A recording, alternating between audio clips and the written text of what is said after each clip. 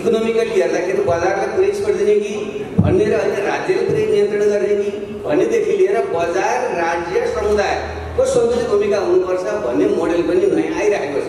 त्यसो भएको हुनाले यो कल्याण यति मात्रै बुझौँ, अहिले लामो छलफल गर्नलाई समय छैन।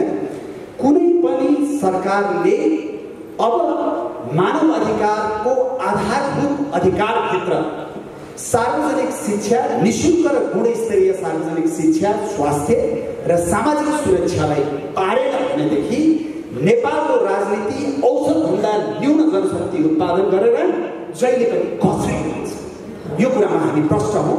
त्यसको लागि हामीले जुन मैले एउटा शब्द प्रयोग गर्ने गर्छु फोकस प्लानिङ भनेर, त्यो फोकस प्लानिङ भनेको चाहिँ अब हाम्रो तपाईँले प्लानिङको इतिहास हेर्नुभयो भने यसरी छरपष्ट बजेट हामी छर्छौँ र असारे विकास गर्छौँ।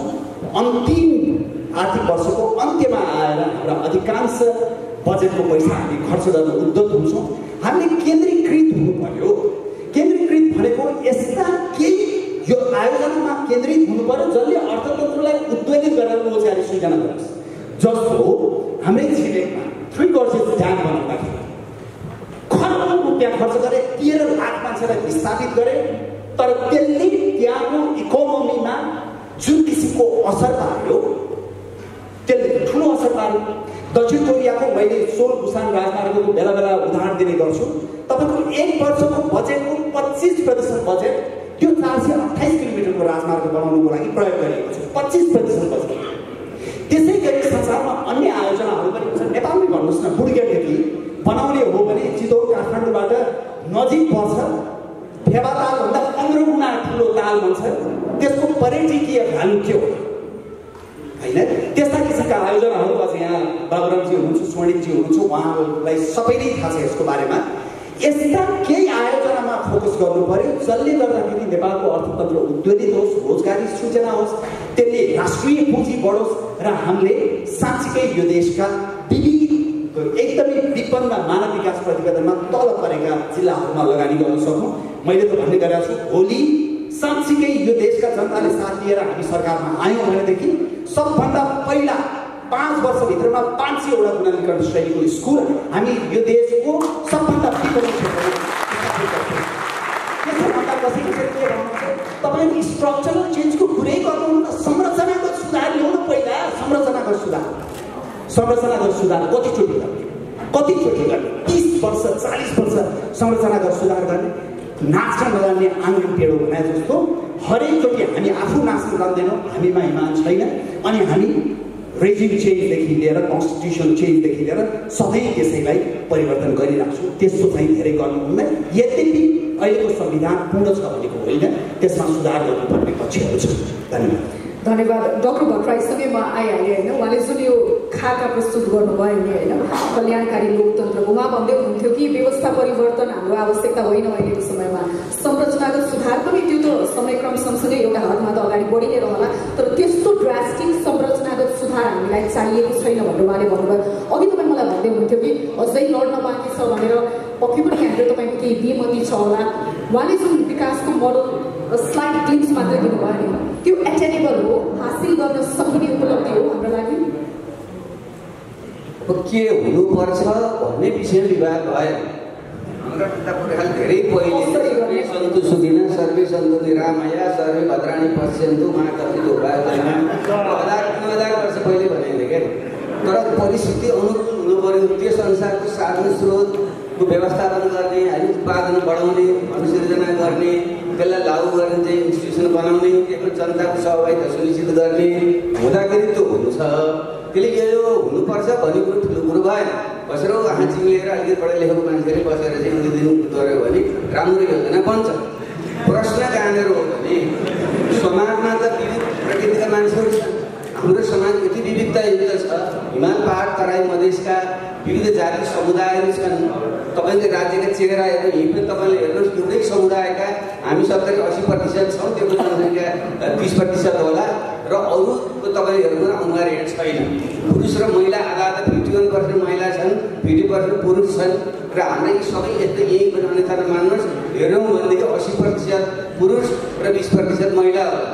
र अरू दलित भनेर जसलाई हामी झन् 18-20% एलान गरेका छौँ त्यसको यहाँ 1% पनि सायद छैन। र त्यसरी जो श्रमिक हो, जुन किसानमा आश्रित भएर बसेको 65% जनता हो जो विदेश जान बाध्य भइरहेको, त्यसका प्रति हामी कति छौँ? किनकि मैले भन्नु खोजेको के भने राम्रा यो हुनुपर्छ भन्नुको निम्ति तपाईँ हामी पहिले लेख्ने टाढाबाटा मान्छेहरू हुनुपर्छ भनेर हुँदैन, हुनु त पर्छ तर गर्ने कसरी भन्दा पहिलो कुरो त जो विभेदमा उत्पीडनमा परेको वञ्चितीकरण परेका मान्छेहरू हुन् तिनको राज्यका अङ्गमा सहभागिता हुनु पर्यो। समावेशिता, इन्क्लुजन र पार्टिसिपेटिभ डेमोक्रेसीको कुरा नगरेसम्म राज्यका सबै अङ्गमा र पार्टीका पनि सबै अङ्गहरूमा यी सबै समुदाय वर्ग जाति क्षेत्र लिङ्गको चाहिँ तपाईँ नगराएसम्म जतिसुकै तपाईँले राम्रा जिल्ला कुरा गरे पनि व्यवहारमा लागु हुँदैन। दया माग्ने कसले पनि हुँदैन। मैले भने आफूको गर्नु गरिदिन्छु, मैले किन गर्छु कसैलाई भन्नु त?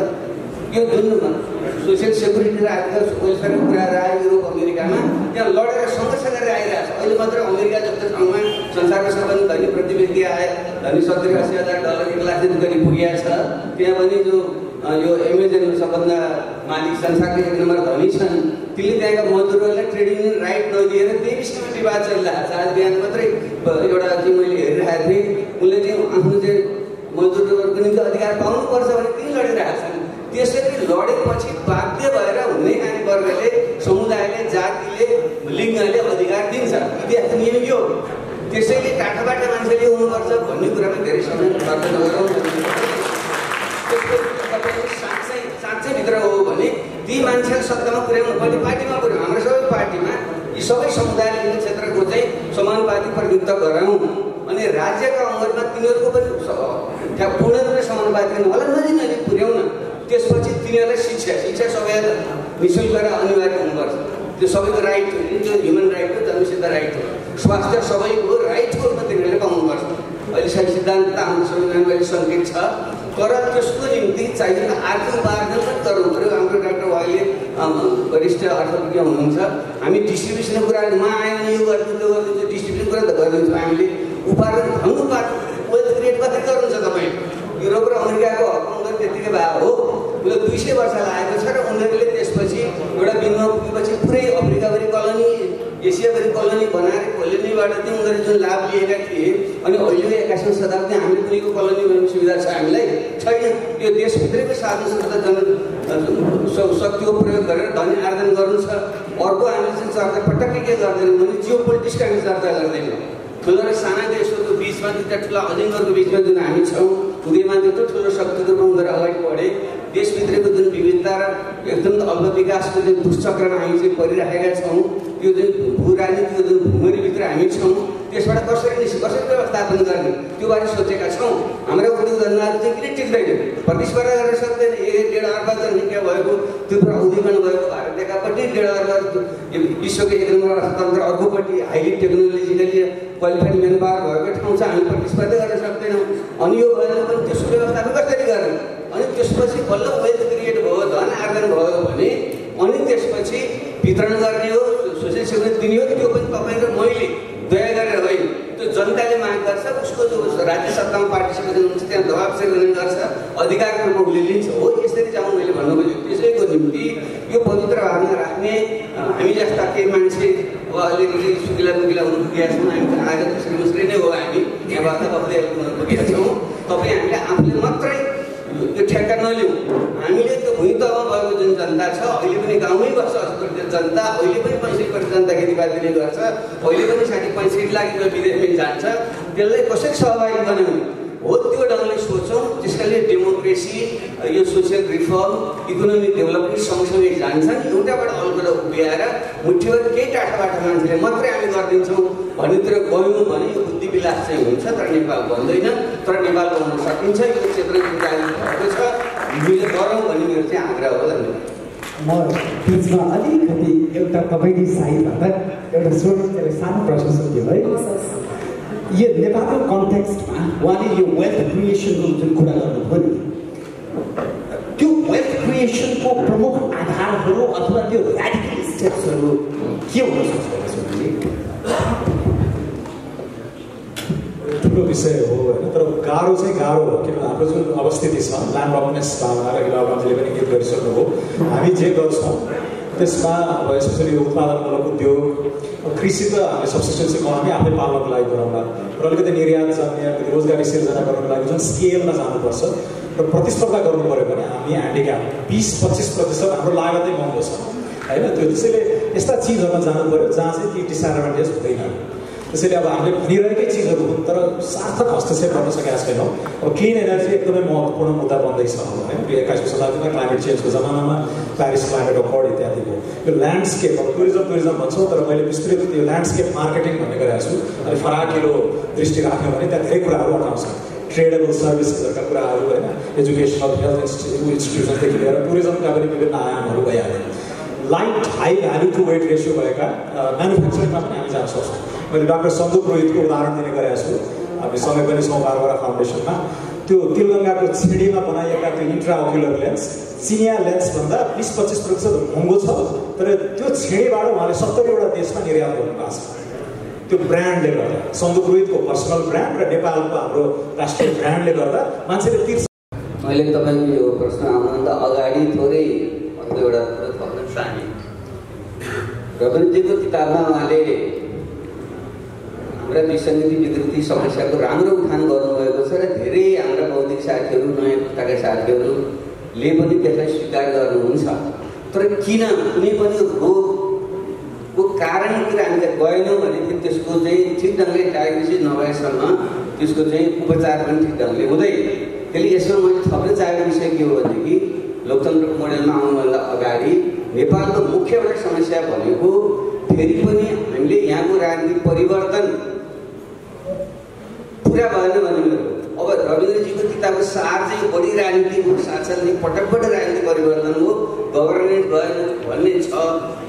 मेरो चाहिँ भनाइ चाहिँ के छ भने 7 सालमा आंशिक भयो, फेरि महेन्द्रले खोसे, त्यसैले गर्दा फेरि त्यही कुरो 7 सालकै कुरो 47 ल्यायो, नयाँ कुरो ल्यायो होइन, त्यो पुरा छैन। लोकतन्त्र पुरा भएको छैन। नेपाल जस्तो विविधतायुक्त ठाउँमा त्यहाँ चाहिँ सबै जातिहरूको चाहिँ राज्य पुनर्संरचना गर्ने गरी अझ थौ लोकतन्त्र चाहिन्छ भनेर हामी लड्यौँ।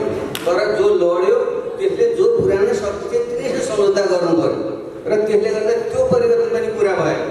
र प्रकारान्तरले के भयो भने जुन उहाँले उदाहरण दिनुभयो रविन्द्रजीले, मैले धेरैचोटि भन्ने गर्छु यो क्रान्तिकारी अथवा राजनीतिक परिवर्तनपछि जति उपलब्धि प्राप्त भएको छ त्यसलाई संस्थागत गर्नुको निम्ति ती परिवर्तनकामी शक्तिहरूले नै केही दशक नेतृत्व गर्नुपर्छ। जुन देशको हामीले कुरा गर्छौँ इन्स्टिट्युसन बन्यो, गुड गभर्नेन्सको परिणाम आयो भन्छौँ, चाहे फ्रान्सेली क्रान्तिदेखि लगायत अमेरिकाको क्रान्ति हुँदै 20 दिन लगायत भारतसम्म तपाईँले हेर्नुभयो, उसको दक्षिण अफ्रिकासम्म हेर्नुभयो भने क्रान्तिकारी परिवर्तनपछि इन्स्टिट्युसन बिल्डिङको निम्ति केही दशक समय चाहिन्छ।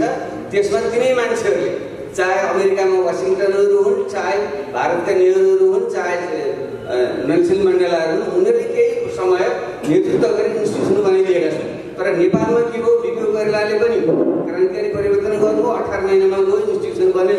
राणाकै प्रालकै इन्स्टिट्युसन कायम रहे भन्साभरि 47 सालमा अलिकति आयो, त्यो पनि पूर्णता थिएन। फेरि राजाले हुकुम प्रभाङ्गी, हिजोकै चाहिँ चाकडी प्रथा, हिजोकै उसको पजनी प्रथा, त्यही मोटामोटी फेरफेरमा रहेको जुन ब्युरोक्रेसी ढाँचा थियो त्यसमा खासै परिवर्तन भएन। र हामीले 62-63 परिवर्तनपछि सङ्घीय लोकतान्त्रिक गणतन्त्रको संविधानसम्म त बनायौँ, तर त्यति बेला पुराना र नयाँ शक्तिको बिचको जुन तानातान भएर पटक सरकार फेरिए र पछि आएको इन्स्टिट्युसन अहिलेसम्म जुन हामीले बन्न सकेका छैन, त्यसले त्यो एउटा कारण हो। यसलाई बिर्सन हुँदैन भन्ने मेरो बनायो। त्यो कारणले गर्दा त्यही गजाइन मजाइदिए खिचडीभित्र हामी रुमली राखेका छौँ। र जो गयो भने जब इन्स्टिट्युसन खराब छ, मेसिन खराब छ भने त्यो चलाउने मान्छे सधैँ राखिदिएर के हुन्छ, तपाईँको गाडीको इन्जिनै ठिक छैन भने राम्रो ड्राइभर राखिदिएर के हुन्छ। त्यसै गरी उनीहरूले मेरो भनाइ त्यहाँनिर हो। अब जहाँसम्म यो कल्याणकारी लोकतन्त्र भन्ने कुरा गर्नुभएको छ, अब त्यसमा पनि राम्रै उद्देश्यले कुरा उठाउनु भएको छ। उहाँको त्यो निबन्धदेखि पठनीय पनि छ। तर मेरो चाहिँ त्यहाँ थोरै बुझाइ के भने लोकतन्त्र भनेको पनि करिब जुन 500 वर्ष भयो आधुनिक लोकतन्त्र कुनै सुरुवात भएको करिब र त्यसको विकासक्रमलाई तपाईँ हेर्दै जानुभयो भने यो चाहिँ पहिलो चरणको लोकतन्त्रले निजी स्वतन्त्रता बराबरीका कुराहरू गर्यो। अब फ्रान्सेली क्रान्तिकै बेलामा अथवा इन्लाइटनकै बेलामा स्वतन्त्रता, समानता र भ्रातृत्व भन्ने जुन कुराहरू अगाडि सारियो र पछि स्वतन्त्रता अथवा व्यक्तिको निस्वतन्त्रताको कुरा आयो पहिलो चरणको लोकतन्त्रमा, दोस्रो चरणमा जुन वर्गहरू हुन्छन् समाजमा वर्गीय समानता भनेर चाहिँ समाजवादी मार्क्सिस्ट लोकतन्त्रको कुरा आयो, भलै त्यसको के परिणाम आयो छोडिदिउँ। तर अहिले तेस्रो चरणको लोकतन्त्र भनेको व्यक्ति वर्ग मात्रै होइन, जाति, क्षेत्र, लिङ्ग, समुदाय, नेपाल भारत जस्तो ठाउँमा चाहिँ कास्ट, जातपात यो पनि रहन्छ। त्यसले त्यसको समेत हल हुने गरी लोकतन्त्रमा स्वतन्त्रता मात्रै होइन, समानता मात्रै होइन, त्यहाँ समावेशिता इन्क्लुजन पनि हुनुपर्छ र त्यहाँ चाहिँ पार्टिसिपेसन पनि हुनुपर्छ भन्ने अवधारणाहरू पनि छन्। इकोनोमिकली हेर्दाखेरि बजारलाई पुरै छोडिदिने कि भन्ने र अहिले राज्यले पुरै नियन्त्रण गर्ने कि भन्नेदेखि लिएर बजार, राज्य, समुदायको सन्तुलित भूमिका हुनुपर्छ भन्ने मोडेल पनि नयाँ आइरहेको छ।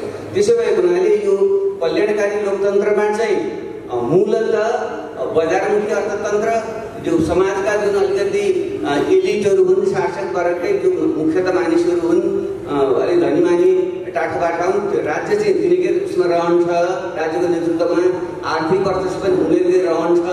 तर जनतालाई चाहिँ उनीहरूको दया मायाले, परोपकारी भावनाले केही चाहिँ सुधारहरू चाहिँ केही सहुलियतहरू चाहिँ दिन्छन् भनेर बेलायततिरबाट जुन ढङ्गले अभियान पुवर ल भन्ने जुन आएको 16-17औं शताब्दीतिर कहिले सुरु भएको थियो, त्यसैको नै विकसित यो वेलफेयर भन्ने धारणा त्यहाँबाट आयो। त्यो चाहिँ मूलतः परोपकार हुनेले, अलिक बढी सम्पन्न हुनेले, बढी कमाउन सक्नेले, बलियोले माया दया गरेर अलि गरिबलाई, कमजोरलाई अलिकति दिने भन्ने अर्थमा जुन आयो, अहिलेको अवधारणा भनेको त्यो होइन।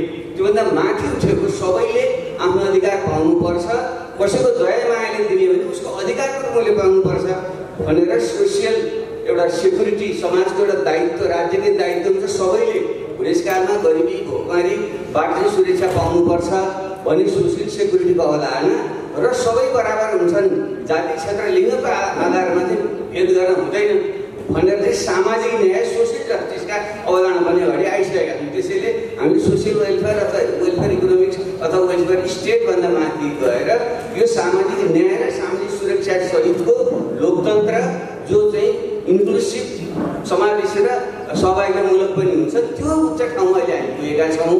त्यसो भएको हुनाले यो अवधारणाभन्दा अलि माथि उठेर मात्रै हाम्रो देशको समस्या हल गरेर जानुपर्छ कि यो ठिक छ सुरुवात चाहिँ, तर यति पर्याप्त छैन, अगाडि बढ्नुपर्छ मेरो भनेको। ठिक छ, धन्यवाद। अघि गाडीको इन्जिन खराब, ड्राइभर सही भन्दै हुनुहुन्थ्यो। धेरै नेपालीहरूले फेरि ड्राइभरकै क्षमतामा प्रश्न गर्न थालेका छन् होइन। तपाईँसँग माग्छु, यो लोक कल्याणकारी राज्यको अवधारणा छ नि, डक्टर वाग्लेलाई मेरो प्रश्न, तपाईँले पनि यो पुस्तकको त्यो निबन्धलाई इन्डोर्स गर्नु भएको जस्तो लाग्छ, पछाडि लेख्नु भएको छ, मेरो पनि पूर्ण सहमति छ भनेर। अब अवधारणा सुन्ने हो भने, यसको कोर भ्यालु सुन्ने हो भने खासै नयाँ होइन नेपाली समाजमा। पञ्चायतले पनि इन्डोर्स गर्न खोजेको हो कि जस्तो देखिन्छ विभिन्न तानामा, यो फुलबुट्टे टपिकमा, तर कार्यान्वयनको तहमा पुग्न सकेन। अहिले हेर्दा सबै दलको यो कोर एसेन्स त त्यही नै देखिन्छ नि, घोषणापत्रमा त त्यही नै भन्छन्। तपाईँलाई के लाग्छ, यो लोक कल्याणकारी राज्यको अवधारणा कस्तो हुनुपर्छ? यो भाषणको विषय मात्रै नै, सबैलाई सुन्दा मजा लाग्ने, ताली बजाउने विषय मात्रै हो कि यो अवधारणा कसरी कार्यान्वयन हुनुपर्छ होला? छोटकरीमा अब यसको खाका कस्तो हुनुपर्छ होला? यसको अलिकति यो वेलफेयर स्टेट जुन रविनजीले पहिला ट्रान्सलेट गरेर लोक कल्याणकारी राज्यको भनेको, यो चाहिँ अलिकति 20th सेन्चुरीको कन्सेप्ट हो। यस बारेमा डक्टर भट्टराईसँग मेरो सहमति छ। अहिले धेरै डिबेटहरू चाहिँ इभल्भ हुँदै गएको छ र 21औं शताब्दीमा चाहिँ अलिक फरक भाषाको त्योभन्दा उन्नत चाहिँ वेलफेयर स्टेटको कल्पना गरिएको छ र यो कोभिडपछि चाहिँ एउटा नयाँ बहसहरू छ। यो सोसल सेक्युरिटी भनेको खालि पेलिएटिभ, दुःख परेका मान्छेलाई यसो दिने ट्याक्स एन्ड ट्रान्सफर मात्र होइन कि यसलाई इन्भेस्टमेन्टको रूपमा नै हेर्नुपर्छ, लगानीकै रूपमा हेर्नुपर्छ भनेर सोसियल प्रोटेक्सनमा एकदमै ऱ्याडिकल, करिब 20-25 वर्ष अगाडि पनि ऱ्याडिकल मानिने विधिहरू चाहिँ पोलिसी प्रेस्क्रिप्सनहरू अहिले आइरहेका छन् होइन। युनिभर्सल बेसिक इन्कमदेखि लिएर यावत कुराहरूमा साथीहरूले फलो गरिराख्नु भएकै छ अब वेस्टर्न कन्ट्रिजहरूमा। तर यसको ओरिजिन चाहिँ करिब 100 वर्ष अगाडि उहाँले भन्नुभएको जस्तै बिस्मार्कले नै हो। वृद्ध भत्ता हामी कहाँ नेपालमा बहुचर्चित छ, ओल्ड एज पेन्सनहरू 1880sतिर जर्मनीबाट आयो। त्यहाँबाट यो एक्सिडेन्ट इन्सुरेन्स अनि डिसेबिलिटी इन्सुरेन्स जस्ता कुराहरू बिस्तारै एकदम लो लेभल अफ डेभलपमेन्ट स्क्यान्डिनेभियन मुलुकहरूले सुरु गरे। तर यसलाई मूलतः फर्मलाइज गरेको चाहिँ 1942मा विलियम बेभरेजले बेलाको कन्टेक्स्टमा र सेकेन्ड वर्ल्ड वारपछि चाहिँ यसलाई विधिवत लागू गरियो। तर 50 वर्षको अनुभवपछि चाहिँ एउटा नयाँ अब डेभलपमेन्ट इकोनोमिक्समा लेसन के हो भन्दा यो धान्न सकिन्न कि यो खालको बढ्दै जाने धान्न नसकिने हो कि, त्यसैले यसलाई यसको रिफर्म हुनुपर्छ भन्ने चाहिँ जुन अनि एसियन कन्ट्रिजहरू चाँडै क्याचअप गरे 1990-2000 पछि अनि उनीहरूमा चाहिँ यो ठ्याक्कै युरोपेली मोडलको वेलफेयर स्टेट चाहिँ ट्रान्सप्लान्ट गर्न हुँदैन, यसलाई नयाँ ढङ्गले लानुपर्छ। सो यो निरन्तर अगाडि एउटा उन्नत किसिमले अगाडि बढिरहेको डिबेट छ। अब नेपालको हकमा चाहिँ आई थिङ्क हाम्रो संविधानले अलिकति अग्रगामी किसिमले चाहिँ धेरै कुराहरू लेटरमा राखेको छ, तर हाम्रो यो I think it's quite divorce from हाम्रो यो रिसोर्स अभाइलेबिलिटी एन्ड हाम्रो यहाँको इकोनोमिक ग्रोथको त्यो डाइनामो त्यो इन्जिन नै चलाएर नभइकन धेरै कुराहरू चाहिँ खालि वितरणमुखी हिसाबले आश्वासन मात्र दिने, नारा राजनीतिमा चाहिँ चुनावहरूमा नारा मात्र भन्ने गर्दाखेरि त्यो अलिकति फ्रस्ट्रेसन, अलिकति रिजेन्टमेन्ट, नेताहरूको विश्वसनीयतामा आइरहेको ह्रास त्योसँग जोडिन्छ जस्तो मलाई लाग्छ। त्यसैले तर सेन्सिबली एकदम लो लेभल अफ डेभलपमेन्टमा पनि हामीले एउटा धान्न सक्ने वेलफेयर स्टेटको खाका चाहिँ जानुपर्छ र हाम्रो अब इनइक्वालिटीको विषय, एब्सोल्युट पोभर्टीको विषय, सोसियल मोबिलिटीको विषय इत्यादिमा चाहिँ त्यो विभिन्न औजारहरू छन्। अब अहिले म डिटेलमा म जान्न, यसबारेमा 6 महिना अगाडि मेरो एउटा विस्तृत अन्तर्वार्ता पनि आएको थियो नयाँ पत्रिकामा, त्यसमा पनि हेर्नु होला साथीहरूले। तर यसमा अलिक नयाँ ढङ्गले चाहिँ लानुपर्छ, तर यो इट्स अ स्टार्टिङ पोइन्ट।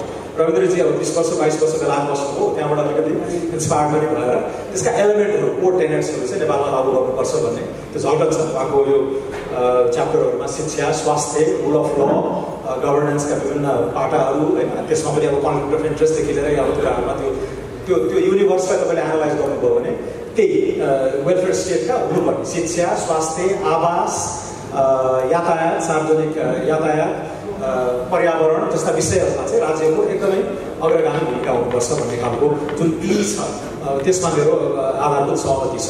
तर मोडालिटीमा सबै राज्यले होइन, अब यहाँ एउटा ड्राइभर्स लाइसेन्स लिनलाई 18 महिना लगाउँछ राज्यले, एउटा सामान्य कागज सवारी चालक अनुमति पत्र दिनलाई होइन। खेतबारीमा चाहिँ मल आउँदैन टाइममा, चाहिँ अब महिलाहरू राति हिँड्नलाई असुरक्षित छन्, टाइममा सार्वजनिक यातायातहरू चल्दैन भनेपछि यो तपाईँको प्रश्न नि सानातिना जनताको जीवनसँग सरोकार राख्ने सानातिना इस्युजमा त्यति ध्यान दिँदैनौँ हामी। द्याट्स बिनिथ अस, टु डल एकदम। यो चाहिँ हामी ठुला सिद्धान्तका कुरा गर्छौँ, यहाँ दलाल पुँजीवाद भन्यो, नोकरसाही के भन्यो होइन, त्यो जागरले खिचेको छ क्या। सो आई थिङ्क अवतरण गर्नुपर्ने बेला आयो। नेपालको राजनीति चाहिँ त्यो day to day bread and बटरको इस्युजमा हामीले राजनीतिलाई जनताको जीवनस्तरसँग नजोडिकन यो फेरि क्रेडिबिलिटी, फेरि यो राजनीतिक प्रक्रिया, राजनेताहरू अथवा राजनीतिज्ञहरूप्रतिको विश्वसनीयता पुनः आर्जन हुन्छ जस्तो मलाई लाग्दैन। र यस्तो सुरुवात छ फेरि पनि एकदमै म्याक्रो लेभलमा सिंहदरबारै कब्जा गरेर पर्फेक्ट एउटा रेजिम मेरो हातमा आएपछि बल्ल डेलिभरी सुरु गर्छ भन्ने होइन। अमेरिकाको एउटा इम्पर्फेक्ट युनियन भन्ने शब्द आज पनि उच्चारण गर्छ। ट्रम्पले झन्डै स्वाहा पारिदिएको थियो त्यत्रो 200 वर्ष 50 वर्ष पुरानो डेमोक्रेसीलाई पनि। भनेपछि it's a work in progress रहेछ। यो लोकतन्त्र चाहिँ कन्स्टेन्टली रिफाइन गर्दै हार्डवर्कबाट रिफाइन गर्दै जानुपर्ने हुन्छ। बाबुरामजीले जुन आशय प्रस्तुत गर्नुभयो हामीले खोजेको जस्तो आएन, त्यही भएर गर्न सकिएन भन्ने मेरो हल्का विमति छ। त्यसमा चाहिँ यसलाई रिफाइन गर्दै लाने हो, रिफाइन गर्दै लानुपर्छ र खाकामा चाहिँ हामी सही ठाउँमा आएको छौँ जस्तो मलाई लाग्छ। त्यसरी इन्टर्नल प्लम्बिङमा अब युवा पुस्ताहरूले पनि लागेर यसलाई नयाँ ढङ्गले लानुपर्छ। तर त्यो खाका भनेको के हो भन्दाखेरि राजनीतिक रूपले उदार, सामाजिक रूपले एउटा चाहिँ समन्यायी, एउटा जस्ट सोसाइटीतिर र इकोनोमिक रूपले चाहिँ अब प्रस्परस, त्यसरी यो लिबरल, जस्ट र प्रस्परस डेमोक्रेसीको खाका चाहिँ हामी कहाँ छ। त्यसलाई भित्रभित्र रिफाइन गर्ने हो। फेरि यो प्रति पनि इम्पेसेन्ट भयो अर्को प्रयोगतिर जाउँ भन्ने त्यो लग्जरी चाहिँ हाम्रो पुस्तालाई छैन जस्तो मलाई लाग्छ। अर्को एउटा सानो साइड क्वेसन पनि मैले अलिकति जवाफ मैले नबुझेँ हो कि नपाएन हो। तपाईँले चाहिँ शिक्षा, स्वास्थ्य र यातायातमा चाहिँ राज्यले अग्रसरता लिनुपर्छ भनेर भन्नुभयो नि, यहाँनिर मलाई थोरै क्ल्यारिफाई गरिदिनुहोस्। यो अग्रसरता भने के हो? शिक्षा, स्वास्थ्य, यातायात जस्ता संवेदनशील विषय राज्यकै मातहतमा हुनुपर्छ वा राज्यले अहिले त ठुला छ रेगुलेट गर्नुपर्छ? यो अग्रसरतालाई थोरै क्ल्यारिफाई गरिदिनुहोस्। शिक्षा, स्वास्थ्य, आवास, यातायात र पर्यावरण यो 5वटा विषयमा चाहिँ राज्य आफै चलाउने भने होइन। मैले त्यो उदाहरण दिएँ नि, बेसिक इन्कम्पिटेन्सी राज्यको हुन्छ होइन। सो तर उसको निगरानीमा उसको यो नियमनकारी खाकाभित्र चाहिँ पब्लिक प्राइभेटलाई पनि स्पेस दिनु पऱ्यो, प्राइभेट प्रोभिजनिङलाई पनि ठाउँ दिनु, तर रेगुलेटरी हिसाबले चाहिँ राज्य आउनुपर्छ। सबै आफै डेलिभर गर्ने भने चाहिँ होइन। तर अहिले शिक्षा र स्वास्थ्यमा पनि अलिकति छाडापन भयो भन्ने जुन हाम्रो आम आलोचना छ नि, त्यसो त्यो भनेको राज्यले सबै खिच्ने भने चाहिँ होइन होइन। त्यहाँ स्पेस चाहिँ दिनुपर्छ, तर यो रेगुलेटरी बाटोमा चाहिँ राज्य अलिक जबरजस्तीले अगाडि आउनुपर्छ। राज्यकै लगानी छ शिक्षा स्वास्थ्यमा होइन। अलिकति यो कल्याणकारी लोकतन्त्रको बारेमा थपौँ। हस्, उहाँहरूले भनेको कुरामा म 2-3वटा कुराहरू थप्न चाहन्छु। सबभन्दा पहिला कल्याणकारी राज्य भन्ने बित्तिकै कतिपयले यो चाहिँ परोपकार हो, परोपकार भनेको अरूलाई माया दया गर्ने हो, भनेर आम रूपमा बुझिन्छ। अहिले पनि अलिकति बाबुरामजीले त्यसैलाई सङ्केत गर्नुभयो।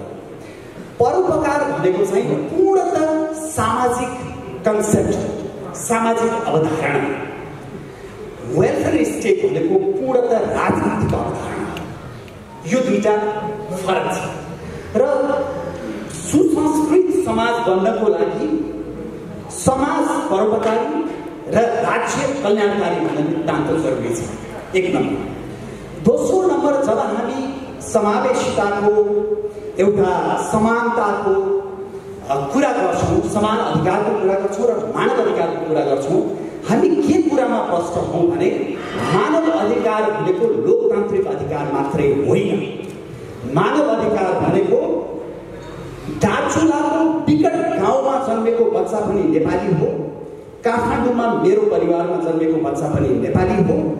नेपाली भएको नाताले त्यो दार्चुलाको विकट गाउँमा जन्मेको बच्चा र मेरो काठमाडौँमा जन्मेको बच्चाले कमसेकम आधारभूत मानव अधिकारका सुविधाहरू, स्वास्थ्य, शिक्षा, सामाजिक सुरक्षा जस्ता सुविधाहरू समान पाउनै पर्छ। त्यसका there can be no compromise. त्यसमा कुनै तपाईँ डाँडामा डोजर चलाउन रोक्नुहोस्, तपाईँ कनिका छरे जस्तो बजेट छर्न रोक्नुहोस्, तपाईँ अस्टेरिटी मेजर भनेको मितव्ययिताका विधिहरू अवलम्बन गर्नुहोस्, जे गर्नुपर्छ गर्नुहोस्, तर ती आधारभूत मानवाधिकारका विषय हुन् भन्ने कुरा हामी नबिर्सौँ। तेस्रो कुरा म के भन्न चाहन्छु भने जब हामी लोकतन्त्र किन स्थिर भएन लड्दै मात्रै पर्यो भनेर कुरा गर्छौँ, जहिले पनि अधिकारका मात्रै कुरा गर्छौँ। जब तपाईँ त्यो अधिकारलाई संस्थागत गर्ने जनशक्ति औसतभन्दा पनि निम्न स्तरको निरन्तर उत्पादन गर्नुहुन्छ, तपाईँले कसरी लोकतन्त्र संस्थागत गर्न सक्नुहुन्छ? तपाईँले व्यवस्था परिवर्तन गर्नुहुन्छ, तपाईँले संविधान परिवर्तन गर्नुहुन्छ, तपाईँले सरकार परिवर्तन गर्नुहुन्छ, तर त्यसको चरित्र परिवर्तन गर्न सक्नुहुन्न, किनभने तपाईँले त्यो जनशक्ति उत्पादन गरेकै छ। नेपालको हकमा अब तपाईँलाई म एउटा फिगर दिन चाहन्छु। नेपालमा 20% विद्यार्थी निजी स्कुल जान्छ। निजी स्कुल, अलिकति राम्रो निजी स्कुल भनेको विदेशको लागि, विकसित देशको लागि दक्ष जनशक्ति उत्पादन गर्ने फ्याक्ट्री। 70-80% विद्यार्थी सरकारी स्कुल जान्छ। त्यो गएको स्कुलबाट जब उनीहरू एक क्लासमा 15 लाख भर्ना हुन्छन्, 10 क्लास पुग्दाखेरि 4.5 लाख बाँकी हुन्छ र त्यतिबाट एसइई दिँदा 70% न्यून नतिजा लिएर आउँछ। त्यो न्यून नतिजा लिएर आएको मान्छे राजनीतिमा छन्, त्यही न्यून नतिजा लिएर आएको मान्छे प्रशासनमा छन्, त्यही न्यून नतिजा लिएर आएको मान्छे पत्रकारितामा छन्, त्यही न्यून नतिजा लिएर आएको मान्छे समाजका विभिन्न क्षेत्रमा नेतृत्व गरिरहेको छ। मैले यहाँ कोही व्यक्तिलाई न्यूनीकरण गर्न खोजेको होइन, तर कुनै पनि सरकार नेपालमा आउँदाखेरि अब यो विषय जरामा गएर यो समस्या सम्बोधन नगर्ने हो भने आजभन्दा 10 वर्ष 15 वर्षपछि पनि नेपालको राजनीति यसै गरी घस्रिरहनेछ। त्यसको लागि हामीले के भन्यौँ भने कल्याणकारी लोकतन्त्र भन्यौँ। किन भन्यौँ त? लोकतन्त्र नेपालको लागि आधारभूत आवश्यकता हो। लोकतन्त्र बिना अब नेपालको राज्य परिकल्पना गर्न सकिँदैन। तर म नेपाल जस्तो संसारकै सबभन्दा भ्रष्ट मध्येको एउटा देशमा बसेर सिङ्गापुरमा लोकतन्त्र छैन, त्यस हुनाले त्यो समाज पक्षगामी हो भन्न सक्दिनँ। चीनमा लोकतन्त्र छैन, त्यस हुनाले त्यो समाज पक्षगामी भन्दिनँ म। त्यो उनीहरूको विषय। तर नेपालको परिप्रेक्ष्यमा लोकतन्त्र अनिवार्य छ। लोकतन्त्रको धरातलमा जब कल्याणकारी राज्यका अवयवहरूलाई जोडिन्छ, त्यसपछि त्यो कल्याणकारी लोकतन्त्र हुन्छ। त्यसै हुनाले तपाईँहरूको बात के, तपाईँहरूको त विचारै छैन भनेर जब भन्छ, कहिलेकाहीँ मैले भन्ने गर्छु, तपाईँको छोराछोरीले राम्रो शिक्षा पाएको छैन, त्यसै हुनाले हाम्रो बात शिक्षावाद। तपाईँका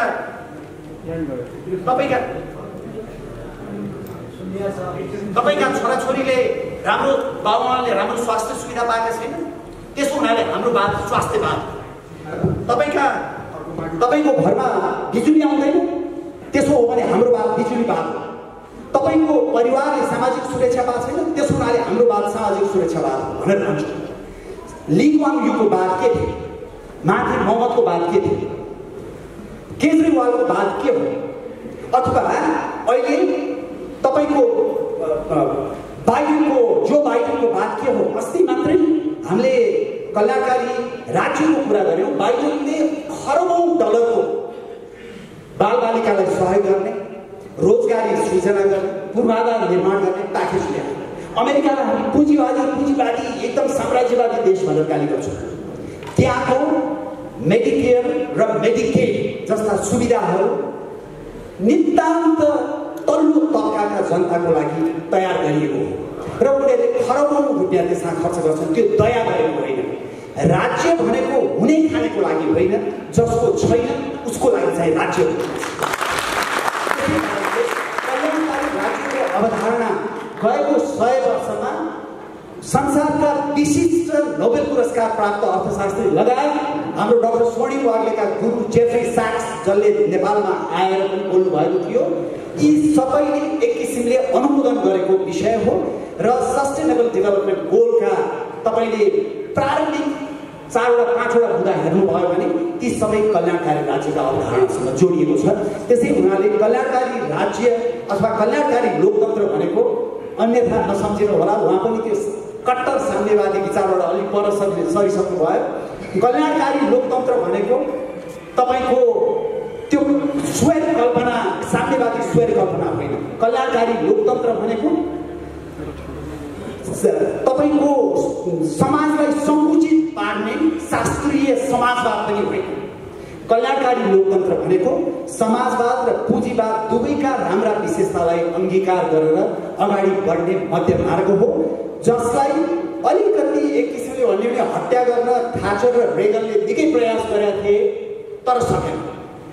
ट्रम्पले पनि अलिकति गरेकै हो तर पनि भएन। त्यसो हुनाले यो चाहिँ लामो अनुभवबाट के देखियो भने राज्यको चरित्र कल्याणकारी हुनैपर्छ भन्ने देखियो। त्यसैमा जोड दिन खोजेको हो। Thank you. यसमा मेरो अर्को एउटा पूरक प्रश्न पनि छ। तपाईले कल्याणकारी लोकतन्त्र भनेको चाहिँ यो पुस्तकमा पनि तपाईले त्यो तुलना गर्नु भएको छ कि शक्ति युग चाहिँ साम्यवाद जस्तै हो। त्यहाँ सबैजना हाँसी खुसी बस्ने होइन, लिने दिने चलि नै रहन्छ, एकै ठाउँमा थुपार्ने, जसलाई चाहिन्छ त्यसले लिने भनेर। अब तपाईँले यसको कल्याणकारी लोकतन्त्र भन्नुभएको छ नि, अब यो तपाईँहरूको यो एजेन्डा त म सोध्दिनँ, धेरै सोद्धा तपाईँलाई हैरान पनि भइसक्यो होला होइन। अब पुरातन नेताहरू जस्तो रेलिङ भाँचेको जेल बसेका नेताहरू छैनन्, तर विशेषज्ञ दक्षता हासिल गरेका नेताहरू तपाईँको पार्टीमा छन् भनेर भन्नुहुन्छ। अब यो कल्याणकारी लोकतन्त्र हासिल गर्नको लागि खाका के हो त? कसरी त्यहाँसम्म पुगिन्छ? राज्यले त्यो जानकारी कसरी दिन्छ त? उसले त्यो दायित्व वहन कसरी गर्छ भनेर त भनिदिनु पर्यो नि त। नभए त फेरि त्यही स्वेर कल्पना नै हुन्छ यो कल्याणकारी लोकतन्त्र पनि हाम्रो लागि। त्यसलाई अघि स्वर्णिमजीले अलिकति उल्लेख गर्नुभयो, जस्तो कल्याणकारी राज्यको अथवा कल्याणकारी लोकतन्त्रका विशिष्ट नमुना भनेको स्क्यान्डिनेभियन कन्ट्रिजहरू नै हो। तर उनीहरूले पनि धनी भएपछि राज्य कल्याणकारी भएको होइन। न्यून आय हुँदाखेरि नै जुन स्तरमा सकिन्छ त्यो स्तरमा राज्यलाई कल्याणकारी बनाउँदै गएको। जस्तो सेकेन्ड वर्ल्ड वार पछि नै हो बेलायतमा नेसनल हेल्थ सर्भिस, जुन अहिले संसारकै सबैभन्दा प्रभावकारी तपाईँको राज्यले दिने स्वास्थ्य सेवा मध्येमा पर्छ, त्यो सुरु गरिएको। त्यसै गरी स्क्यान्डिनेभियन कन्ट्रिजहरूमा पनि उनीहरू सम्पन्न भएपछि गरेको होइन। अब नेपालको हकमा जब हामी कुरा गर्छौँ, नेपालको हकमा हामीले के बुझ्नु पर्यो भने हामीले तपाईँको नेपालको परिप्रेक्ष्यमा के काम गर्न सक्छौँ। अहिलेको स्थितिमा हेऱ्यौँ भने बजेटको 10% शिक्षामा लगानी गरिएको छ र इन्टरनेसनल प्र्याक्टिस पनि के हो भने 70 to 20% त्यो सामान्यतया शिक्षामा लगानी गरिन्छ। भारतमै अहिले आम आदमीले झन्डै 22 to 24% शिक्षामा लगानी गरिरहेको छ। हामी कहाँ 10% छ। 20मा एकचोटि 17% पुगेको थियो, तर त्यो 1 वर्ष 1.5 वर्ष मात्रै काम गर्यो। स्वास्थ्यको अवस्था त्यस्तै छ। त्यसो हुनाले जोसँग पैसा छ उसले बाँच्न पाउने, जोसँग पैसा छैन उसले मर्नुपर्ने हुन सक्दैन। जोसँग पैसा छ उसले राम्रो शिक्षा पाउने, जोसँग छैन ऊ नपाउने हुन सक्दैन। त्यसै भएर मैले अघि पनि भने तपाईँले कसरी त खाका कसरी प्रस्तुत गर्नुहुन्छ भन्दा यति मात्रै बुझौँ। अहिले लामो छलफल गर्नलाई समय छैन। कुनै पनि सरकारले अब मानव अधिकारको आधारभूत अधिकारभित्र सार्वजनिक शिक्षा, निःशुल्क र गुणस्तरीय सार्वजनिक शिक्षा, स्वास्थ्य र सामाजिक सुरक्षालाई पारेन भनेदेखि नेपालको राजनीति औसतभन्दा न्यून जनशक्ति उत्पादन गरेर जहिले पनि खस्रेको हुन्छ। यो कुरामा हामी प्रष्ट हौँ। त्यसको लागि हामीले जुन मैले एउटा शब्द प्रयोग गर्ने गर्छु फोकस प्लानिङ भनेर, त्यो फोकस प्लानिङ भनेको चाहिँ अब हाम्रो तपाईँले प्लानिङको इतिहास हेर्नुभयो भने यसरी छरपष्ट बजेट हामी छर्छौँ र असारे विकास गर्छौँ। अन्तिम आर्थिक वर्षको अन्त्यमा आएर हाम्रा अधिकांश बजेटको पैसा हामी खर्च गर्न उद्यत हुन्छौँ। हामीले केन्द्रीकृत हुनु पर्यो। केन्द्रीकृत भनेको यस्ता केही यो आयोजनामा केन्द्रित हुनु पर्यो जसले अर्थतन्त्रलाई उद्वेलित गरेर रोजगारी सृजना गरोस्। जस्तो हाम्रै छिमेकमा 3 गर्जेस ड्याम बनाउँदाखेरि खरबौँ रुपियाँ खर्च गरे, 13 लाख मान्छेलाई विस्थापित गरे, तर त्यसले त्यहाँको इकोनोमीमा जुन किसिमको असर पार्यो त्यसले ठुलो असर पार्यो। दक्षिण कोरियाको मैले सोल बुसान राजमार्गको बेला बेला उदाहरण दिने गर्छु। तपाईँको 1 वर्षको बजेटको 25% बजेट त्यो 428 किलोमिटरको राजमार्ग बनाउनुको लागि प्रयोग गरिएको छ। 25% बजेट। त्यसै गरी संसारमा अन्य आयोजनाहरू पनि छन्। नेपालमै भन्नुहोस् न, बुढीगढदेखि बनाउने हो भने चितवन काठमाडौँबाट नजिक पर्छ, फेवातालभन्दा 15 गुणा ठुलो ताल बन्छ। त्यसको पर्यटकीय भ्यालु के हो होइन? त्यस्ता किसिमका आयोजनाहरू अझ यहाँ बाबुरामजी हुनुहुन्छ, स्वर्णिमजी हुनुहुन्छ, उहाँहरूलाई सबैले थाहा छ यसको बारेमा।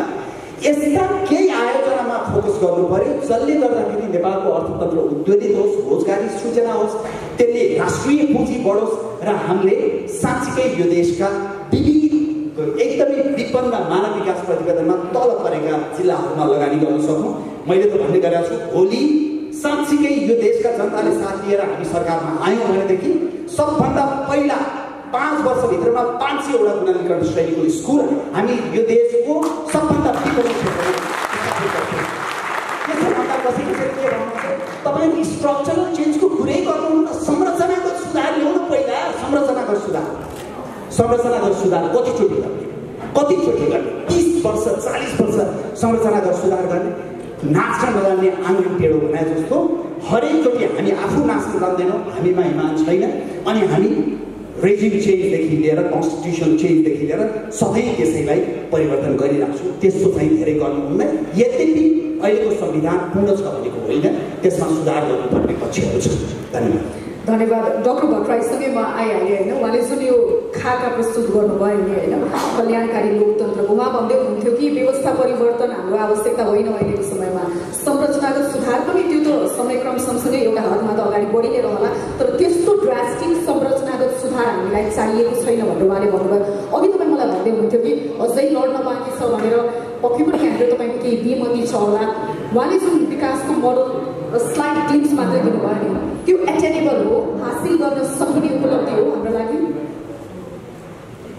के हुनुपर्छ भन्ने विषय विवाद भयो। हाम्रा पिता पुर्खाले धेरै पहिले सन्तु सुखिनः सर्वे सन्तु निरामया सर्वे भद्राणि पश्यन्तु मा कथितो उपायजना 1000 वर्ष पहिले भनेको क्या। तर परिस्थिति अनुकूल हुनु पर्यो। त्यस अनुसारको साधन स्रोतको व्यवस्थापन गर्ने, होइन, उत्पादन बढाउने, अनुसृजना गर्ने, त्यसलाई लागू गर्ने चाहिँ इन्स्टिट्युसन बनाउने, त्यसको जनताको सहभागिता सुनिश्चित गर्ने हुँदाखेरि त्यो हुनु छ। त्यसले यो हुनुपर्छ भन्ने कुरो ठुलो कुरो भएन। बसेर हाँची लिएर अलिकति पढा लेखेको मान्छेले बसेर चाहिँ उनी दिनु गऱ्यो भने राम्रो योजना बन्छ। प्रश्न कहाँनिर हो भने समाजमा त विविध प्रकृतिका मान्छेहरू छन्। हाम्रो समाज यति विविधतायुक्त छ। हिमाल पहाड तराई मधेसका विविध जाति समुदायहरू छन्। तपाईँले राज्यका चेहरा हेर्नु, यहीँ पनि तपाईँले हेर्नुहोस्, एउटै समुदायका हामी 70-80% छौँ, त्यो जनसङ्ख्या 30% होला, र अरूको तपाईँले हेर्नु अनुहार हेर्नु छैन। पुरुष र महिला आधा 51% महिला छन्, 50% पुरुष छन्, र हाम्रै सबै यस्तै यही पनि अन्यथा नमान्नुहोस्, हेरौँ भनेदेखि 80% पुरुष र 20% महिला होला। र अरू दलित भनेर जसलाई हामी झन् 18-20% एलान गरेका छौँ, त्यसको यही 1% पनि सायद छैन। र त्यसरी जो श्रमिक हो, जुन किसानमा आश्रित गरेर बसेको 65% जनता हो, जो विदेश जान बाध्य भइरहेको, त्यसका प्रति हामी कति छौँ? त्यसले मैले भन्नु खोजेको के भने राम्रा यो हुनुपर्छ भन्नुको निम्ति तपाईँ हामी पहिले टाढाबाटा मान्छेले हुनुपर्छ भनेर हुँदैन।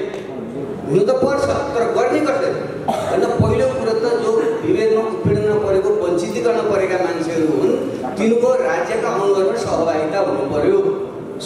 यस्ता इन्क्लुजन र पार्टिसिपेटिभ डेमोक्रेसीको कुरा नगरेसम्म राज्यका सबै अङ्गमा र पार्टीका पनि सबै अङ्गहरूमा यी सबै समुदाय वर्ग जाति क्षेत्र लिङ्गगोत्रीप्रति तपाईँ नगराएसम्म जतिसुकै तपाईँले राम्रा जिल्ला पुरा गरे पनि व्यवहारमा लागु हुँदैन। दयामाया कसले दिने होइन बहिनी आफूको गर्नु गरिदिन्छु मैले किन गर्छु कसैलाई भन्नु त यो जुन सोसियल सेक्युरिटी र आर्थिक वेलफेयरको कुराहरू आयो युरोप अमेरिकामा त्यहाँ लडेर सङ्घर्ष गरेर आइरहेको छ। अहिले मात्र अमेरिका जस्तो ठाउँमा संसारको सबभन्दा धनी प्रति व्यक्ति आयो धनी $70-80,000 1 लाख जति गरी पुगेको छ। त्यहाँ पनि जो यो एमेजन सबभन्दा मालिक संसारको 1 नम्बर धनी छन् तिनले त्यहाँका मजदुरहरूलाई ट्रेड युनियन राइट नदिएर त्यही विषयमा विवाद चलिरहेको छ। आज बिहान मात्रै एउटा चाहिँ मैले हेरिरहेको थिएँ उनले चाहिँ आफ्नो चाहिँ मजदुरहरूको निम्ति अधिकार पाउनुपर्छ भने तिनी लडिरहेका छन्। त्यसरी लडेपछि बाध्य भएर हुने खाने वर्गले समुदायले जातिले लिङ्गले अधिकार दिन्छ। इतिहास नियम यो त्यसैले टाढाबाट मान्छेले हुनुपर्छ भन्ने कुरामा धेरै समय खर्च नगरौँ। साँच्चै भित्र हो भने ती मान्छेहरू सत्तामा पुर्याउनु पहिले पार्टीमा पुर्याउँ। हाम्रो सबै पार्टीमा यी सबै समुदाय लिङ्ग क्षेत्रको चाहिँ समानुपातिक प्रतिनिधित्व गराउँ अनि राज्यका अङ्गमा तिनीहरूको पनि पूर्ण रूपले समानुपातिक होला नजिक पुर्याउन। त्यसपछि तिनीहरूलाई शिक्षा सबैलाई निःशुल्क र अनिवार्य हुनुपर्छ। त्यो सबैको राइट हो नि, त्यो ह्युमन राइट हो, जन्मसिद्ध राइट हो। स्वास्थ्य सबैको राइटको रूपमा तिनीहरूले पाउनुपर्छ। अहिले सही सिद्धान्त त हाम्रो संविधानमा अहिले सङ्केत छ तर त्यसको निम्ति चाहिने आर्थिक उपार्जन पनि गर्नु पऱ्यो। हाम्रो डाक्टर उहाँले वरिष्ठ अर्थविज्ञ हुनुहुन्छ। हामी डिस्ट्रिब्युसनको कुरा म आएन यो गरिदिन्छु त्यो गरिदिन्छु डिस्ट्रिब्युसन कुरा त गरिदिन्छौँ। हामीले उपार्जन धनुपात वेल्थ क्रिएट कसरी गर्नुहुन्छ तपाईँ? युरोप र अमेरिकाको हकमगर त्यतिकै भए हो उसले 200 वर्ष लागेको छ र उनीहरूले त्यसपछि एउटा बिन्दुमा पुगेपछि पुरै अफ्रिकाभरि कलोनी एसियाभरि कलोनी बनाएर कोलोनीबाट चाहिँ उनीहरूले जुन लाभ लिएका थिए अनि अहिले 21औं शताब्दी हामीले कुनैको कलोनी बनाउने सुविधा छ हामीलाई छैन। यो देशभित्रैको साधन शक्तिको प्रयोग गरेर धन आर्जन गर्नु छ। अर्को हामीले चाहिँ चर्चा पटक्कै के गर्दैनौँ भने जियो पोलिटिक्सको हामी चर्चा गर्दैनौँ। ठुलो र साना देशहरूको बिचमा दुईवटा ठुला अजिङ्गरको बिचमा जुन हामी छौँ उदयमान त्यत्रो ठुलो शक्तिको रूपमा गएर अगाडि बढे देशभित्रको जुन विविधता र एकदम अल्प विकासको जुन दुष्चक्रमा हामी चाहिँ परिराखेका छौँ यो जुन भू राजनीतिको जुन भूमरीभित्र हामी छौँ त्यसबाट कसरी व्यवस्थापन गर्ने त्यो बारे सोचेका छौँ। हाम्रा उद्योग धन्दाहरू चाहिँ किन टिक्दैन? प्रतिस्पर्धा गर्न सक्दैन। 1.5 अर्ब जनसङ्ख्या भएको त्यो उदीकरण भएको भारत एकापट्टि 1.5 अर्ब विश्वको 1 नम्बर अर्थतन्त्र अर्कोपट्टि highly technologically qualified man power भएको ठाउँ छ। हामी प्रतिस्पर्धा गर्न सक्दैनौँ। अनि यो भएर पनि त्यसको व्यवस्थापन कसरी गर्ने? अनि त्यसपछि बल्ल वेल्थ क्रिएट भयो धन आर्जन भयो भने अनि त्यसपछि वितरण गर्ने हो सोसियल सेक्युरिटी दिने हो। त्यो पनि तपाईँ र मैले दया गरेर होइन त्यो जनताले माग गर्छ उसको जो राज्य सत्तामा पार्टिसिपेसन हुन्छ त्यहाँ दबाब सिर्जना गर्छ अधिकारको रूपमा उसले लिन्छ हो। यसरी जाउँ मैले भन्नु खोजेँ। त्यसैको निम्ति यो पवित्र भावना राख्ने हामी जस्ता केही मान्छे अब अलिकति सुकिला मुकिला हुनु पुगेका छौँ। हामी आज मुस्री नै हो। हामी यहाँबाट बस्दै पुगेका छौँ। तपाईँ हामीले आफूले मात्रै यो ठेक्का नलिउँ। हामीले त्यो भुइँतमा भएको जुन जनता छ अहिले पनि गाउँमै बस्छ 80% जनता अहिले पनि 65% जनता खेतीपातीले गर्छ। अहिले पनि 60-65 लाख विदेशमै जान्छ। त्यसलाई कसरी सहभागी बनाउने हो त्यो ढङ्गले सोचौँ। त्यसकारणले डेमोक्रेसी यो सोसियल रिफर्म इकोनोमिक डेभलपमेन्ट सँगसँगै जान्छन्। एउटाबाट अर्कोबाट उभिएर मुठीभर केही टाढाबाट मान्छेले मात्रै हामी गरिदिन्छौँ भन्नेतिर गयौँ भने यो बुद्धि विलास चाहिँ हुन्छ तर नेपाल बन्दैन। तर नेपाल बन्न सकिन्छ। यो क्षेत्र जारी भएको छ हामीले गरौँ भन्ने मेरो चाहिँ आग्रह हो। धन्यवाद। म बिचमा अलिकति एउटा तपाईँले साइडबाट एउटा सानो प्रश्न सोध्यो है। यो नेपालको कन्टेक्स्टमा उहाँले यो वेल्थ क्रिएसनको जुन कुरा गर्नुभयो नि त्यो वेल्थ क्रिएसनको प्रमुख आधारहरू अथवा त्यो ऱ्याडिकल स्टेप्सहरू के हुन सक्छ? ठुलो विषय हो होइन तर गाह्रो चाहिँ गाह्रो हो। किनभने हाम्रो जुन अवस्थिति छ ल्यान्ड गभर्नेन्स भावना र इलावन्जीले पनि गीत गरिसक्नुभयो। हामी जे गर्छौँ त्यसमा अब स्पेसली उत्पादनमूलक उद्योग कृषि त हामीले सब्सिस्टेन्स इकोनोमी आफै पाल्नको लागि गरौँला र अलिकति निर्यात जन्य रोजगारी सिर्जना गर्नको लागि जुन स्केलमा जानुपर्छ र प्रतिस्पर्धा गर्नु पऱ्यो भने हामी ह्यान्डिक्याप 20-25% हाम्रो लागतै महँगो छ होइन। त्यो त्यसैले यस्ता चिजहरूमा जानु पऱ्यो जहाँ चाहिँ ती डिसएडभान्टेज हुँदैन। त्यसैले अब हामीले भनिरहेकै चिजहरू हुन् तर सार्थक हस्तक्षेप गर्न सकेका छैनौँ। अब क्लिन एनर्जी एकदमै महत्त्वपूर्ण मुद्दा बन्दैछ होइन। 21औं शताब्दीमा क्लाइमेट चेन्जको जमानामा प्यारिस क्लाइमेट अकर्ड इत्यादिको यो ल्यान्डस्केप अब टुरिज्म भन्छौँ तर मैले विस्तृत यो ल्यान्डस्केप मार्केटिङ भन्ने गरेको छु। अनि फराकिलो दृष्टि राख्यो भने त्यहाँ धेरै कुराहरू अटाउँछ। ट्रेडेबल सर्भिसेसहरूका कुराहरू होइन, एजुकेसनल हेल्थ इन्स्टिट्युसनदेखि लिएर टुरिज्मका पनि विभिन्न आयामहरू भइहाल्यो। Light high value to weight ratio भएका म्यानुफ्याक्चरिङमा पनि हामी जान सक्छौँ। मैले डाक्टर सन्दुप रोहितको उदाहरण दिने गरेको छु। हामी सँगै पनि छौँ बारबरा फाउन्डेसनमा। त्यो तिलगङ्गाको छिडीमा बनाइएका त्यो इन्ट्राओक्युलर लेन्स चिनिया लेन्सभन्दा 20-25% महँगो छ, तर त्यो छिडीबाट उहाँले 70वटा देशमा निर्यात गर्नुभएको छ। त्यो ब्रान्डले गर्दा सन्दुप रोहितको पर्सनल ब्रान्ड र नेपालको हाम्रो राष्ट्रिय ब्रान्डले गर्दा मान्छेले तिर्छ नि, सबै कुरा संरक्षित गरौँ या तिर्छौँ भने त्यो पनि हुँदैन। फेरि 20-25% भन्दा प्रिमियम चाहिँ एउटा केही कालखण्ड लान सकिन्छ, तर त्यो गरिबलाई नै तिमीले महँगो तिर हाम्रो राष्ट्रवादको लागि भनेर त्यसरी त्यो खालको पर्भर्टेड इकोनोमिक पोलिसीतिर पनि हामी जान सक्ने छुट हामीसँग छैन। त्यसरी यो भाषाबाट आधारहरू छन् होइन। तर अघि आयो डाक्टर महत पनि मैले देखिरहेका थिएँ। अब यहाँ म श्रेय दिन चाहन्छु, नेपाली नेताहरूलाई कहिले गाली मात्र गरिन्छ। अलिकति इकोनोमिक रिफर्ममा अलिकति ठुलै डिपार्ट छ, ठुलै धक्का र एउटा क्रम भङ्गता नै भनौँ न उहाँहरूको भाषामा चाहिँ 90sमा गरिएको थियो। र बाबुरामजीलाई पनि म अरू कुराहरूमा अब उहाँको समष्टिगत मूल्याङ्कन पछि हुँदै गर्दा पूर्वाधारमा उहाँले गर्नुभएको फोकस चाहिँ म त्यसलाई हाइलाइट गर्न चाहन्छु। जुन अब सायद इन्जिनियरिङ ब्याकग्राउन्ड भएर त्यतातिर गएको पनि हुनसक्छ, आर्किटेक्ट। त्यो कनेक्टिभिटीको मुद्दा असाध्यै महत्त्वपूर्ण छ। त्यो फेरि लागतसँग गएर जोडिन्छ होइन। त्यो cost of transaction, cost of doing बिजनेसलाई घटाउनको लागि पनि हामीले चाहिँ यो देशलाई जोड्नुपर्छ। अर्को हाम्रो जुन विविधतापूर्ण सामाजिक संरचना त छ, तर भौगोलिक संरचना पनि। शेरबहादुर देउवाले बारम्बार भन्नुहुन्छ नि, मैले 28वटा पुल बनाएँ, देशलाई कर्णालीलाई जोडेँ, सुदूरपश्चिमलाई देशसँग जोडेँ भने। That's profound actually. मलाई अरू कुरामा गाली गरे पनि त्यस्ता कुराहरूमा चाहिँ आई थिङ्क यो credit should be given where it's due. त्यसरी यो डिपार्चरहरू तपाईँले फोकस प्लानिङ गर्नुभयो, त्यसमा पनि तपाईँको चाहिँ अलिकति म वाममै पैसा हाल्थेँ भन्ने खालको आउँछ कहिले काहीँ। अब यसमा हाम्रो फोनमा कुरा पनि हुन्छ, त्यो मिल्दैन, त्यो लग्जरी छैन, किनकि यो ट्रेड अफहरू हुन्छ, सबै कुरा छोड्न सकिन्न। र यसको क्लासिक उदाहरण अमेरिकाकै बजेट हेर्नुहोस् न। विश्वको जिडिपी अहिले $90 ट्रिलियन जति छ होइन। ट्रिलियन भने 12वटा शून्य। $20 ट्रिलियन जतिको उनीहरूको चाहिँ जिडिपी छ, 25% जति।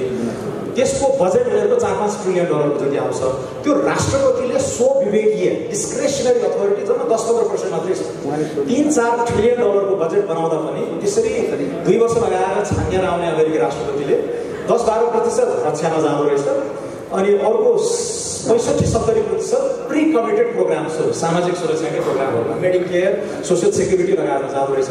त्यो डिस्क्रेसनरी अथोरिटी जम्मा 10%। त्यो अपुग भएर नै यस्तो खालको एकदमै यो ट्रान्सफर्मेटिभ चरणमा अपुग भएर नै उनीहरूले चाहिँ अहिले यो ऋण उठाएर यदि आफै पैसा छाप्ने हो भने र आफ्नो कन्भर्टेबल करेन्सी छ भने अहिले त्यो एउटा सुविधा आइराखेको छ। लो ब्याज दर भएको बेलामा चाहिँ यो जुन American jobs plan, American infrastructure plan, American rescue plan भनेर ट्रिलियन डलरको चाहिँ प्लानहरू लिएर आएको कारण चाहिँ त्यसको आफ्नै एउटा छुट्टै अर्थशास्त्र छ, हामी बुझ्न पनि कोसिस गर्दैछौँ। तर त्यो छुट अन्य मुलुकमा हुँदैन। हामी त कर उठाएरै गर्ने हो कि अनुदान बढाउनु पऱ्यो कि लगानी बढाउनु पऱ्यो कि यहीँबाट उठाउनु पऱ्यो, किनकि हाम्रो आफ्नै हार्ड करेन्सी छैन। एनिवे त्यो त्यतातिर नजाउँ। तर मैले भन्न खोजेको चाहिँ यो बिग ब्याङको पनि ट्रेड अफहरू हुन्छ, स्पेस लिमिटेड हुन्छ, तर भएको रिसोर्सलाई चाहिँ टार्गेटेड किसिमले प्रहार, जसरी उहाँले इन्फ्रास्ट्रक्चरमा गर्नुभयो, रामशरण महतहरूले चाहिँ सफ्ट पोलिसी र लेजिस्लेटिभ किसिमले त्यो इन्सेन्टिभको एजेन्डामा काम गर्नुभयो। त्यो खालको बिग थिङ्किङ चाहिँ हामीलाई चाहिन्छ जस्तो मलाई लाग्छ। र अहिलेको सरकारले पनि वास्तवमा त्यतातिर अझै बढी गर्न सक्थ्यो जस्तो मलाई लाग्छ। बाबुरामजीलाई अलिकति अघिदेखि नै हतार छ भनेर भन्दै हुनुहुन्थ्यो। त्यस हुनाले हामीले अलिकति छुट्याउनु पनि पर्छ होला। तर त्यो लास्ट राउन्ड गरौँ। म उहाँलाई एउटा सानो कुरा निवेदन गरिहाल्नु। कतिपय साथीहरूले बाबुरामजीलाई किन तपाईँको भूमध्य रेखामा पनि बाबुरामजी त्यो विमोचन गर्दा पनि अहिले पनि किन बाबुरामजी भन्नुहुन्छ, त्यो म सानो कुरा क्लियर गरिदिउँ। भूमध्य रेखा मैले लेख्दाखेरि उहाँहरू भूमिगतै हुनुहुन्थ्यो। मैले उहाँलाई एउटा खुला पत्र लेखेका थिएँ र उहाँले बडो सही स्नेहपूर्वक त्यो खुला पत्रको जवाफ दिनुभयो। त्यसै बेला मैले अर्को एकजना पुँजीपति अरबपति डाक्टर उपेन्द्र महतोलाई पत्र लेखेका थिएँ, उहाँले पनि जवाफ दिनुभयो।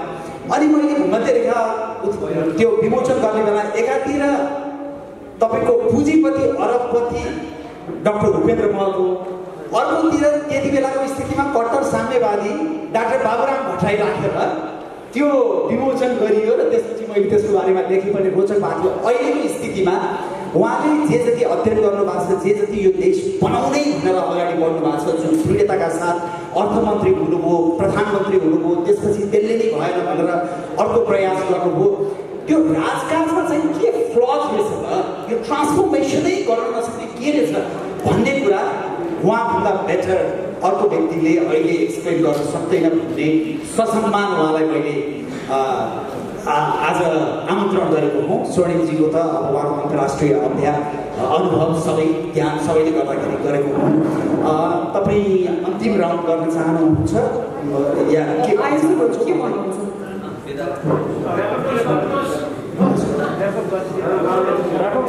क्लोजिङतिर एउटा प्रश्न वा क्लोजिङ के भन्नुहुन्छ? क्लोजिङ गर्ने हो भने म एउटा सानो यो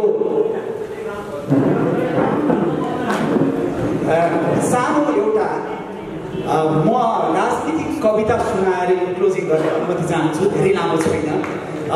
त्यो चाहिँ एउटा कुरा के हो भने हामीले अहिले पनि बहस गऱ्यौँ।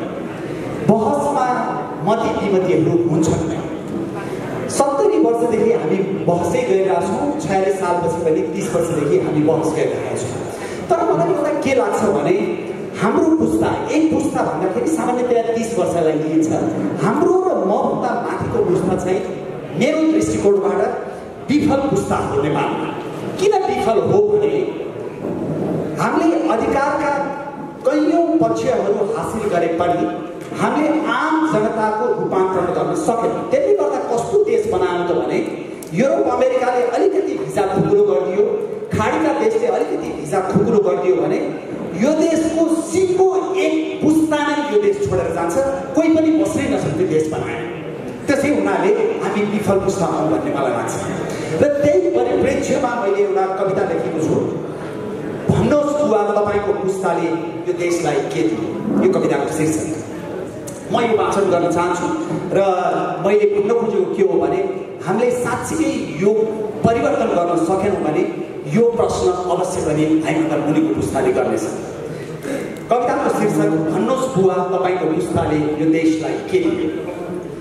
धेरै वर्षपछि मेरा छोराछोरीले मलाई सोध्दैछन्, धेरै वर्षपछि मेरा छोराछोरीले मलाई सोध्दैछन्, बुवा तपाईँको पुस्ताले यो देशलाई के दियो।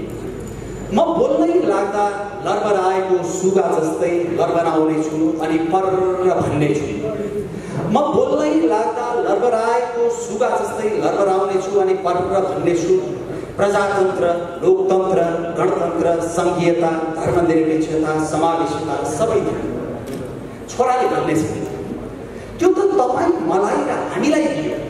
तपाईँलाई लाग्छ कि हामी देश हौँ, देश हाम्रो मुटुमा छ। छोराले भन्ने छ त्यो त तपाईँ मलाई र हामीलाई दियो। तपाईँलाई लाग्छ कि हामी देश हौँ, देश हाम्रो मुटुमा छ। म पढ्नुपर्ने पाठ नपढी आएको स्कुले विद्यार्थी चाहिँ हकमकिनेछु र अल्मलिँदै खुल्नेछु। हो, हामी नै देश हौँ, देश हाम्रो मुटुमा छ। अनि छोरी फिस्सा हाँस्ने छिन् र भन्ने छिन्, अनि छोरी फिस्सा हाँस्ने छिन् र भन्ने छिन्, बुवा तपाईँको निधार घाट शून्य छ, तपाईँको आँखा कर शून्य छ, आवाजमा अधर्म छ, शब्द असत्य छ, प्रार्थनामा पाप छ, पूजामा शराब छ, सदाचारको सूचीमा पुछारमा हराएको तपाईँ भन्नुहुन्छ हामी नै देश हौँ, देश हाम्रो मुटुमा छ। होइन होइन बुवा, होइन होइन। देश तपाईँले पैसा चपाएको धुलाउने बाटोमा होइन। देश तपाईँले महल ठड्याएको उर्वर माटोमा होइन। देश तपाईँले न्याय मारेको अदालतमा होइन। देश तपाईँले नैतिकता बेचेको सहर बजारमा होइन। देश देहातमा छ, देउराली र भन्ज्याङमा छ। देश मुगु मुस्ताङ र मोहब्बरीमा छ। देश हाँस र दाउराको भारीमा छ। देश ओह्राले बारेको झुपडीमा छ। देश दाल किन्ने पैसा नभएर पानीमा मुछेको भातमा छ। देश रित्तो खल्तीका कारण सास गएको लासमा छ।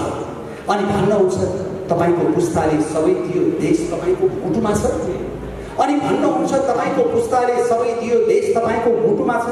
एकपटक मुटुमा हात राखेर भन्नुहोस् बुवा, तपाईँको पुस्ताले यो देशलाई के दियो? छेपारो जस्तो रङ बदल्ने मान्छे दियो, सुत्केरी भत्ता खाने पुरुष सांसद दियो, चप्पल लाउने नेतालाई महलको मान दियो, विमानस्थलमा सधैँ झर्ने आँसुको डल्ला दियो, लाउडा दियो, थुमिजा दियो, काण्डै काण्डको श्रृङ्खला दियो, सुकेको दुधको गुन्टो लिएर कर्णालीमा फाल्ने आमा दियो, मुसहर बस्तीको एक्लो रुखमा बिहानै झुन्डिने बुवा दियो। अनि भन्नुहोस् बुवा, तपाईँको पुस्ताले यो देशलाई के दियो? अब भन्नुहोस् बुवा, तपाईँको पुस्ताले यो देशलाई के दियो? म निशब्द भएपछि छोरीले बिस्तारै भन्ने छिन्, म निशब्द भएपछि छोरीले बिस्तारै भन्ने छिन्, बुवा चित्त नदुखाउनु होला, तपाईँको पुस्ताले भएको पनि सबै लियो, मेरो आत्माले लियो, मेरो सम्मान लियो, मेरो नेपालीत्व लियो, मेरो देशभक्ति लियो, बदलामा 10 लाख ढोका पासपोर्ट दियो, कोही बस्नै नचाहने देश दियो। भन्नुहोस् बुवा, तपाईँको पुस्ताले यो देशलाई के दियो?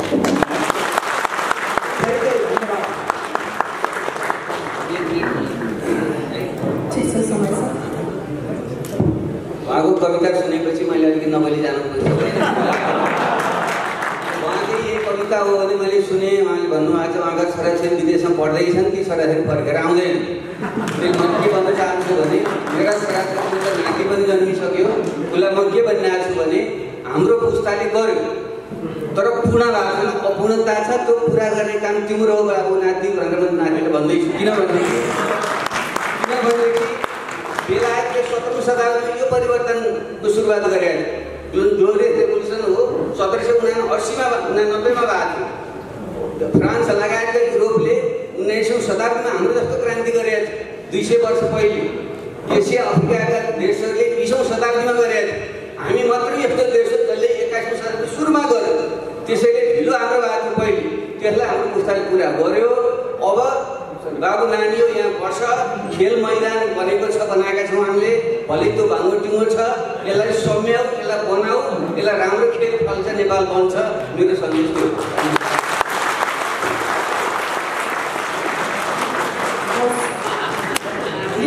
हाम्रो यो राजनीतिसँगै राजखास संवादको समापन भएको छ। डक्टर भट्टराईको कार्यक्रम राखेको कारणले गर्दा पनि हामीले उहाँलाई बिदा गर्नु पर्यो।